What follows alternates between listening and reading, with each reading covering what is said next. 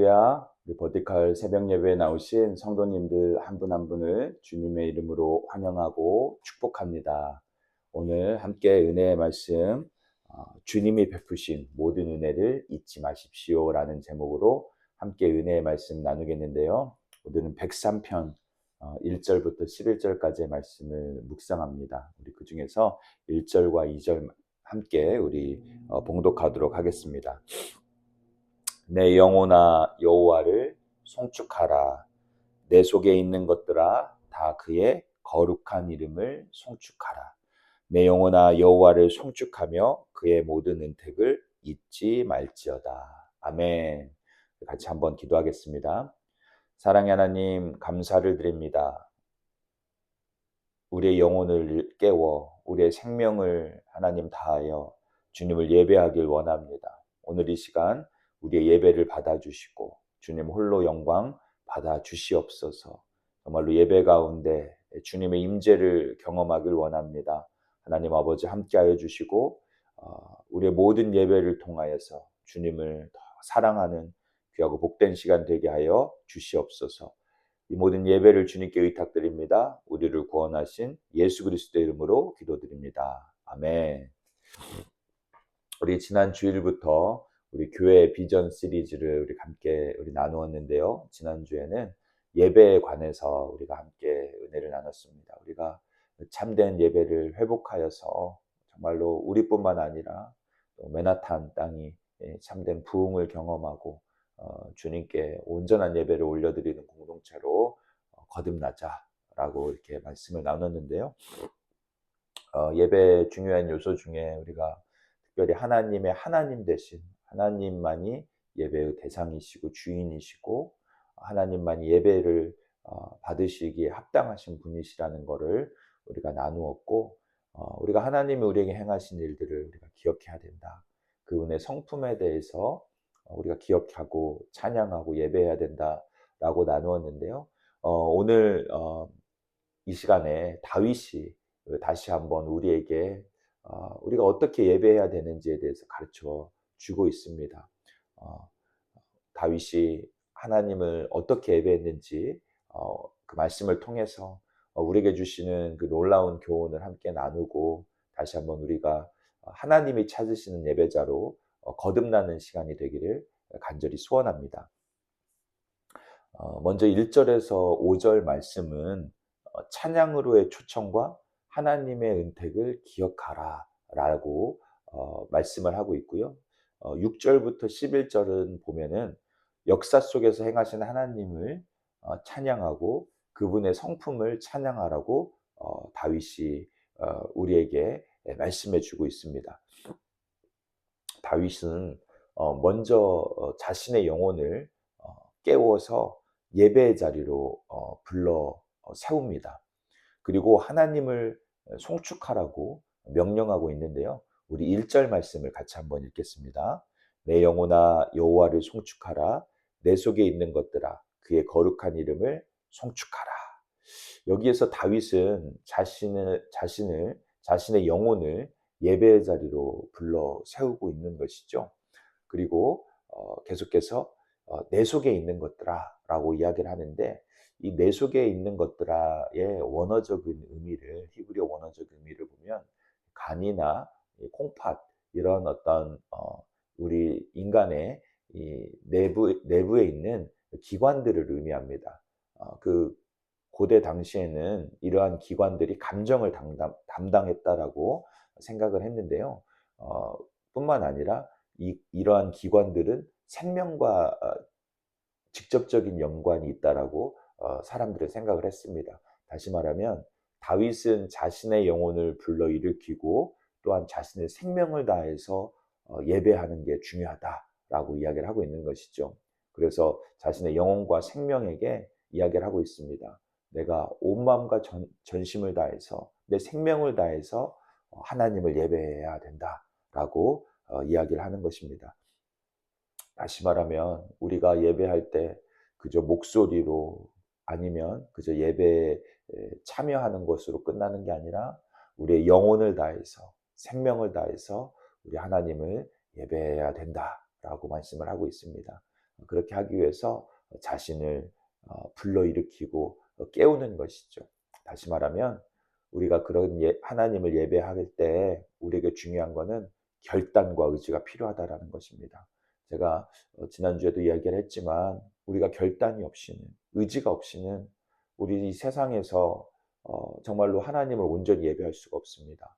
세상의 온갖 유혹과 시험과 정말로 우리가 해결해야 될 수많은 삶의 문제들이 있는데 어떻게 우리가 하나님 앞에 나올 수 있겠습니까?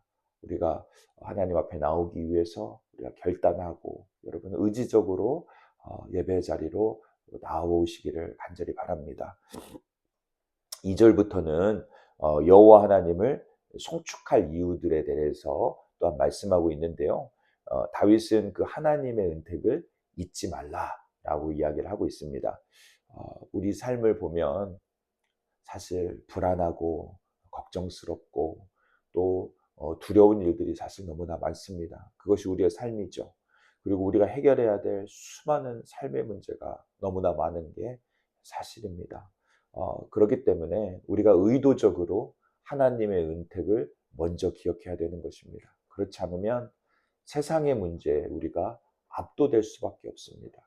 그렇게 된다면 우리의 영혼은 피폐해지고 우리가 하나님과 멀어질 수밖에 없다라는 것이죠. 그래서 우리가 예배의 자리는 다시 하나님께로, 다시 하나님의 은택을 기억하는 거라는 거, 우리가 다윗이 우리에게 말씀을 하고 있습니다. 그리할 때 우리가 세상의 문제에 파묻히는 것이 아니라 은혜로 충만해져서 세상을 넉넉히 이기게 된다라는 것이죠. 계속해서 3절 말씀에서 다윗은 하나님의 은혜 가운데 죄악을 사하신 것을 먼저 찬양을 하고 있습니다. 가장 중요한 것은 우리의 죄의 문제가 해결되는 것이죠. 이 죄의 문제가 해결되지 않고는 하나님과 온전한 관계를 맺을 수가 없습니다. 만약에 죄의 문제가 해결되지 않고 삶의 문제가 잘 된다면 그것은 잘 되는 것이 아닙니다. 그것은 오히려 독이 될 수 있습니다. 그것은 오히려 우리에게 행복하지 않은 결말을 가져올 수 있는 것이죠. 여러분, 죄의 문제가 해결될 때 우리의 영혼이 살아나고 참된 예배가 살아나게 될 줄 믿습니다. 다윗은 자신의 죄를 사하신 하나님을 먼저 기억했던 것이죠. 그것이 최고의 기쁨이라는 것을 찬양하고 있습니다. 우리 모두가 이렇게 우리의 죄의 문제를 해결하신 하나님을 먼저 찬양하고 우리의 모든 죄의 문제가 하나님 안에서 해결되기를 간절히 축원합니다. 뿐만 아니라 다윗은 하나님은 또한 우리의 병을 고치시며 우리의 생명을 파멸해서 속량하시는 분이라 라고 이야기를 하는데요. 여기에서 이 속량하다라는 단어가 중요합니다. 죄의 문제, 그리고 또 우리의 병의 문제, 이 생명의 문제를 하나님께서 어떻게 하셨다고요? 속량하셨다. 이것은 값을 주고 사셨다라는 의미가 있습니다. 다시 말하면 속량의 의미에는 당신이 기꺼이 값을 지불하셨는데요. 어떤 값을 지불하셨죠? 우리가 잘 알다시피 십자가에서 생명을 주셨습니다. 우리를 살리기 위해서, 우리에게 영생을 주기 위해서, 우리에게 복을 주기 위해서, 우리를 치유하시기 위해서 생명을 주셨다라는 것입니다. 어찌 놀라운 일이 아닐 수 있겠습니까? 저와 여러분이 이 예수 그리스도의 십자가의 은혜로 나음을 얻은 줄 믿습니다. 회복된 줄 믿습니다. 이 십자가의 은혜로 우리가 새 생명을 얻은 줄 믿습니다. 죄의 문제가 해결된 줄 믿습니다. 여러분, 이 하나님 안에서 우리가 기쁨으로 예배해야 될 이유가 되는 것이죠. 사랑하는 성도님과 제가 이러한 놀라운 하나님의 은혜와 사랑, 예수 그리스도의 이 구속의 은혜를 진실로 찬양하고 영광을 돌리고 참된 자유와 은혜를 누리시기를 간절히 축원드립니다. 그런데요, 이렇게 우리를 구원해 주신 것만도 감사한데 하나님은 구원을 통해서 우리의 영혼을 살리고 복되게 하실 뿐만 아니라 우리의 지위를 높이시고 영광의 관을 씌워 주신다라고 말씀을 하고 있습니다. 이것이 우리 하나님이 우리에게 주시는 놀라운 은혜인 것이죠. 또 계속해서 5절 말씀을 보면 이 구원을 경험한 인간이 누리는 은혜에 대해서 찬송을 하고 있는데요. 하나님은 좋은 것을 주시는 분이다. 우리의 영혼을 만족하게 하시는 분이다. 라고 이야기를 하고 있습니다. 어, 우리의 연약하고 생명력 없던 우리가 하나님의 은혜로 청춘을 독수리 같게 하는 놀라운 역사가 일어난다라고 말씀하는데요.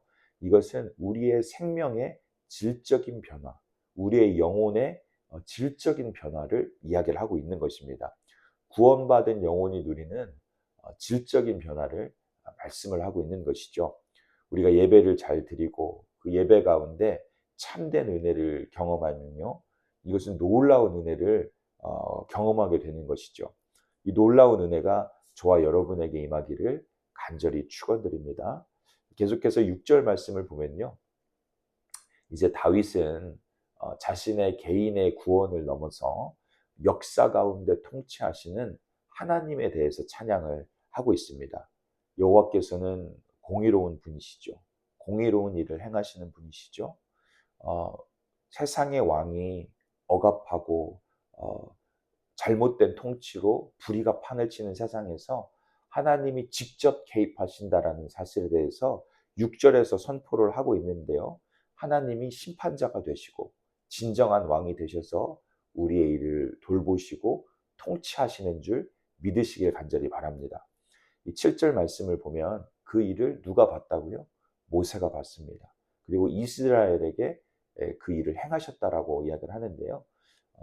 다윗은 그 당시에 역사적으로 너무나도 아비어스하고 분명한 그 일을 다시 한번 상기시킵니다. 이거 봐라. 하나님은 우리 역사 가운데 이렇게 위대하신 분이다 라고 이야기를 하고 있는 것입니다. 그들에게 다시 한번 역사를 통치하신 하나님을 증명하고 찬양하고 있는 것이죠. 이러한 하나님의 역사 행하심의 근거가 또 어디에 있냐? 우리 8절 말씀을 보면요, 같이 읽겠습니다. 여호와는 긍휼이 많으시고 은혜로우시며 노하기를 더디하시고 인자하심이 풍부하시도다. 우리의 구원의 근거가 여기에 있는 줄 믿습니다. 하나님의 성품에 있는 줄 믿습니다. 나의 노력이 아닌, 나의 공로가 아닌 오직 주의 은혜로 우리가 구원을 받은 것이죠. 오직 주님의 성품에 근거해서 우리가 구원을 받은 것이죠.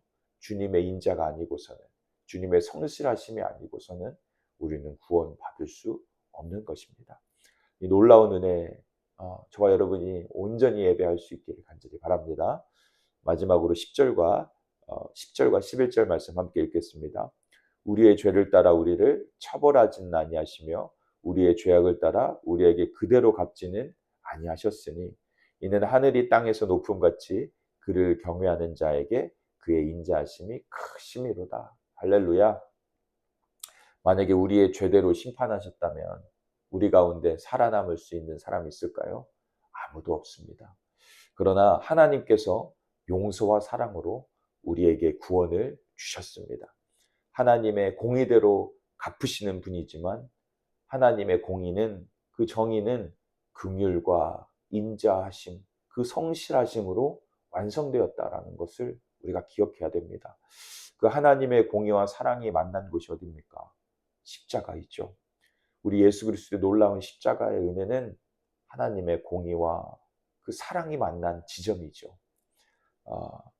특별히 11절에서 하늘이 땅에서 높음같이라고 이야기를 하고 있는데요. 하나님의 인자의 크기가 우주적인 차원을 넘는 그러한 압도적인 것을 의미하고 있습니다.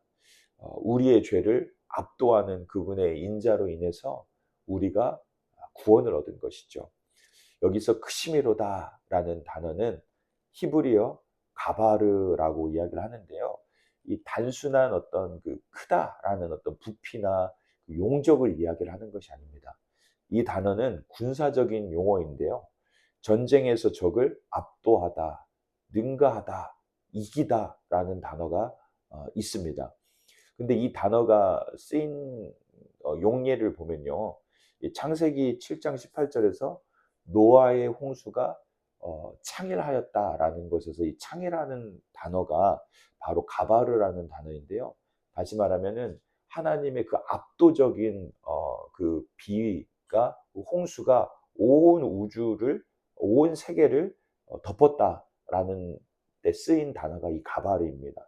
다시 말하면 하나님의 인자가 그렇게 압도적이고 놀라운 은혜이다. 우리의 모든 죄를 덮기에 충분하다라는 것을 다윗이 너무나 정말로 아름답고 정말로 그 위대하심을 찬양을 하고 있는 것이죠. 저와 여러분, 이러한 압도적인 하나님, 이 위대한 하나님을 찬양해야 되지 않겠습니까? 예배해야 되지 않겠습니까? 참으로 우리 하나님 찬양과 영광 받으시기에 합당하신 분인 줄 믿습니다. 오늘 우리가 여러분 감사하지 못한 마음, 연약한 무릎을 일으켜 예배의 자리로 나아오길 원합니다. 그 예배의 자리에 우리의 영혼을, 우리의 생명을 정말로 갈아넣는 심정으로 주님을 예배할 수 있기를 간절히 바랍니다. 우리의 영혼과 생명을 다해서 하나님을 찬양하고 그의 행하신 은택을 기억하기를 간절히 소원합니다. 그분의 성품을 영원토록 찬양하고 온전한 예배를 드리고 정말로 하나님께 영광 돌리는 우리 모두가 되시기를 간절히 축원드립니다. 주님이 우리에게 좋은 것으로 만족하게 하시고 독수리같이 새롭게 하시는 놀라운 은혜를 주실 줄 믿고 축복드립니다. 같이 한번 기도하겠습니다. 사랑의 하나님, 오늘도 우리를 예배자로 다시 불러주시니 감사를 드립니다. 이제 하나님, 우리의 영혼을 깨워, 우리의 생명을 깨워 주님을 예배하기를 원합니다. 하나님, 우리 예배를 받아주시고 우리 주님이 우리에게 행하신 그 모든 일들을 찬양합니다. 주님의 성품을 찬양합니다. 오늘 하루를 살면서도 우리의 삶 속에서 나는 예배자라는 사실을 잊지 않고 이 예배에서 승리하며 나아가는 우리 모두가 되게 하여 주시옵소서. 우리 버티칼의 예배를 온전히 세워주시고 우리가 드리는 예배를 통하여서 맨하탄의 부흥의 역사가 일어나게 하여 주시옵소서. 주님 은혜 감사드리며 예수 그리스도의 이름으로 기도드립니다. 아멘. 우리 한 세 가지로만 기도하면 좋겠는데요. 첫 번째, 우리의 영혼과 생명을 다해서 하나님을 예배하는 삶을 살게 하여 주시옵소서. 두 번째, 우리의 삶과 일상에서 하나님, 제가 예배자로 살겠습니다. 우리 같이 기도하면 좋겠습니다. 세 번째, 우리의 교회 예배가 정말로 하나님의 은혜로 풍성한 예배, 하나님의 임재가 있는 예배, 우리의 예배가 회복되게 해달라고, 그리고 맨하탄의 부흥을 위해서 우리의 예배를 사용하여 주시옵소서. 같이 기도하며 나가겠습니다. 우리 기도하며 나아갑니다. 오늘 하루도 승리하시길 바랍니다. 여러분을 위해 함께 기도합니다. 사랑합니다. 기도하겠습니다.